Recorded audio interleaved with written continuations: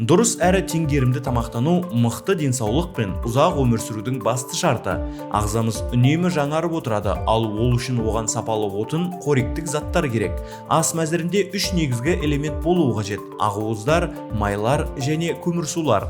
Ақуыздар бұлшық ет, тері, ішкі ағзалардың құрылыс материалы. Майлар жасуша қабырғаларын қалыптастыруға, мидың жұмысын жақсартуға қажет. Ал көмірсулар біздің негізгі қуат көзіміз. Оларды ағза глюкозаға айналдырып, күнделікті әрекеттерімізге энергия береді. Бірақ бұл элементтерді тек бір бағытта қабылдау зиян.